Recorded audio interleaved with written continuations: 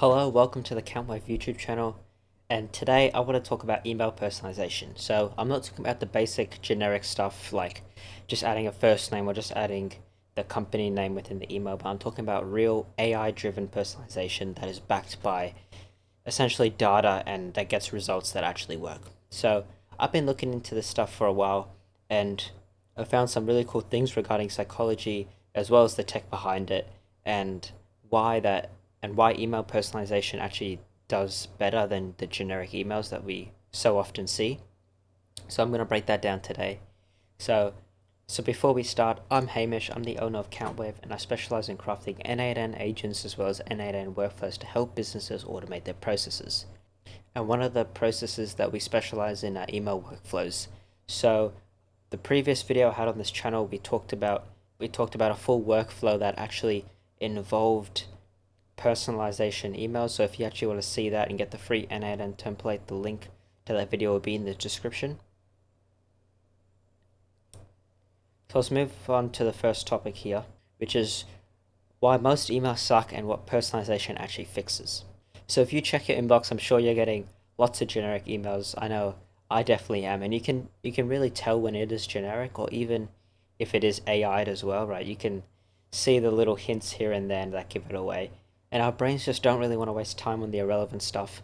So personalization isn't about just, changing the name at the start of the email or adding the company name within the email. It's not about that. It's actually got to be more than that. And this is what AI is all about, right? Because AI can understand what you actually care about and only send what actually matters.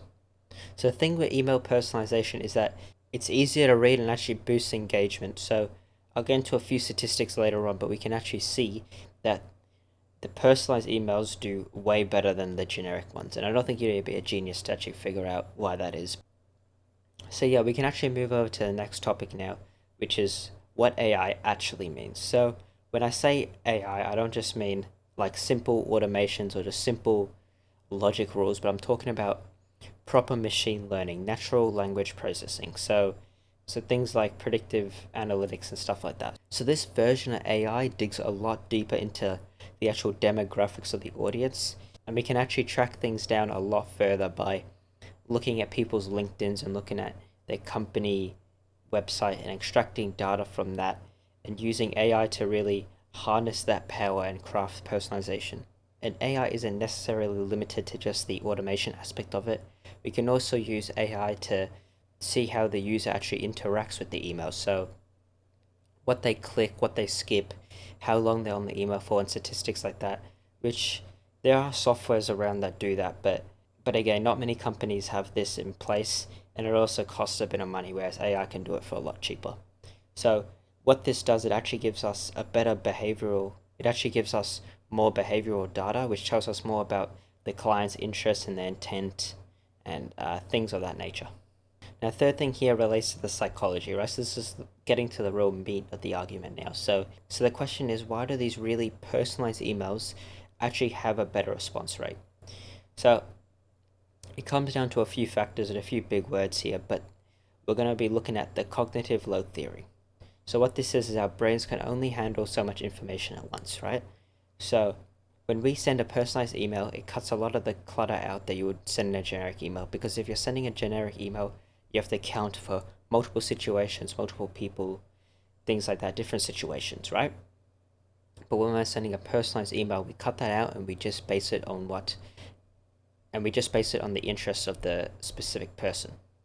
And the second model, which is again another big phrase, but the elaborative likelihood model, so ELM for short. But essentially what this is doing is it sort of explains how people process messages. So you either process it deeply or superficially. Personalized emails give enough value and relevance to engage both thinkers and the people who just skim over the emails. So essentially targeting both audiences through personalization. So that one's a pretty simple model, and I'll get into more detail on a lot of these models in my next few videos because there actually is quite a lot of information on them. But for this video, I sort of just want to keep it short and concise. The third theory is the social exchange theory, which, to put it shortly, basically says people weigh whether opening their emails is worth their time. So basically, if you're looking at the subject, you're looking at the first paragraph or two of an email, you can see whether it's generic or actually written to the specific person. So generic emails feel like it's a cost, whereas personalized emails feels like it's a benefit.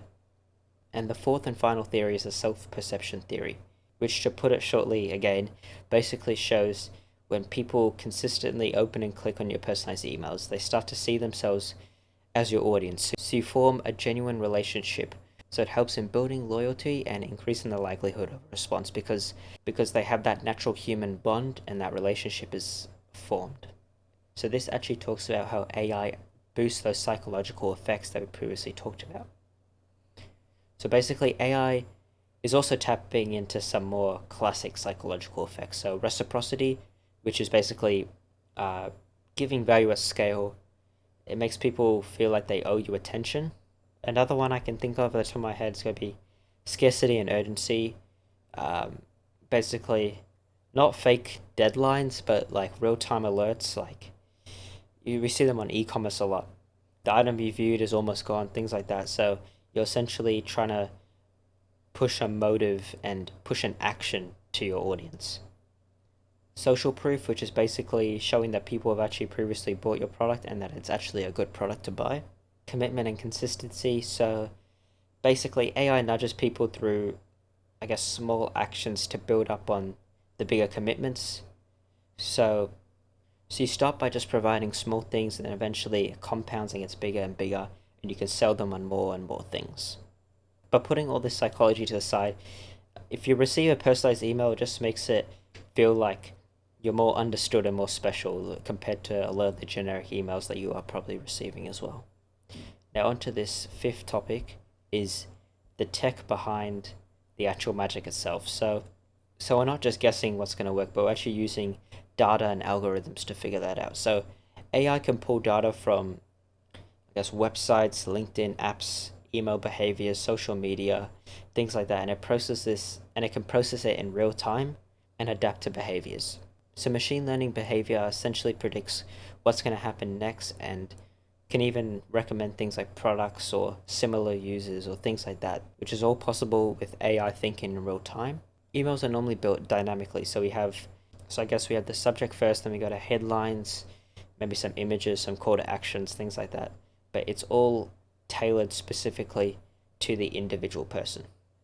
And with all the data that we previously collected, we can actually make the AI decide what is the best time to send the emails out and the frequency in which to send them, just so we can get the optimal engagement out of them. The sixth one here is how we know it works and a little bit of stats and testing to go along with it. So the proof is honestly within the numbers. Personalized emails see a massive jump in opens, clicks, and even, I guess, the revenue per email if we're looking at it that way. Marketers tend to use A and B testing and multivariate testing to confirm what actually works, and the data makes it pretty conclusive that personalization is far better than just generic emails.